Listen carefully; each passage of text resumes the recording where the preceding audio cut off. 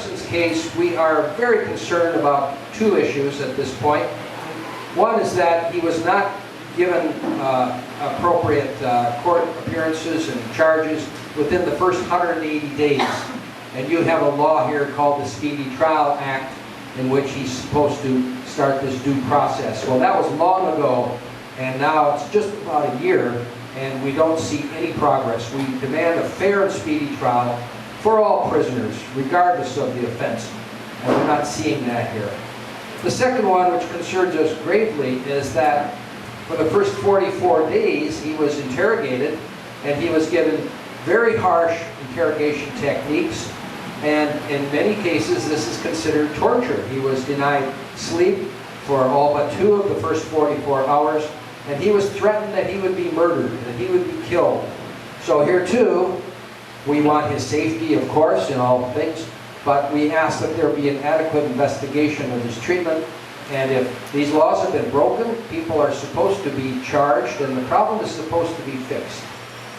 Prisoner of conscience is a person who is in trouble for their beliefs. These are people that governments go after, and they sometimes torture, sometimes cause them to disappear, and sometimes imprison them without fair trials. So, prisoner of conscience is one who has not used or advocated violence. And so far, we haven't seen very much data on Ericson Acosta's case.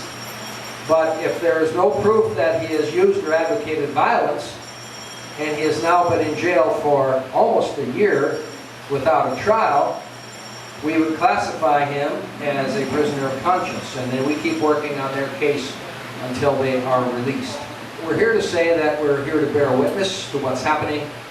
We want data and information, and that we will not give up. We will help to work on these cases until they're released. I was going through the brief of Ericson Acosta, and I read his poems that have been turned into songs. Reminded me of Bertolt Brecht, of epic theater. But it seemed really this guy has a brilliant mind. At napakaganda ng kanyang mga tula. And then I asked myself, how can the new government possibly put in jail a brilliant artist like Ericson Acosta? When I was in NCCA, one of our slogans is, let us promote the Philippines as a nation of gifted artists, gifted poets and writers. I think we should give teeth to that. And the case of Ericson Acosta would be good to focus on. He was researching. He was researching on Samar. And that is the role of the artist, to get at the truth. The role of the poet, of the writer. The artist is supposed to serve as the conscience of his society.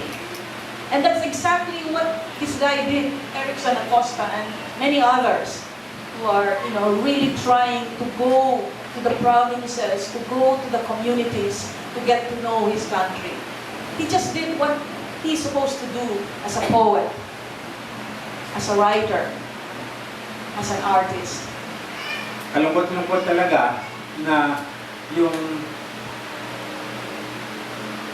mga criminal charges na inihaharap sa mga inaaresto ng militar ay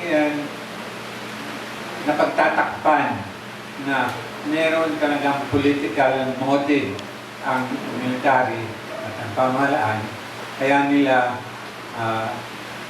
sinasampahan ng kasong kriminal bilang isang organisasyon ng mga manunulat.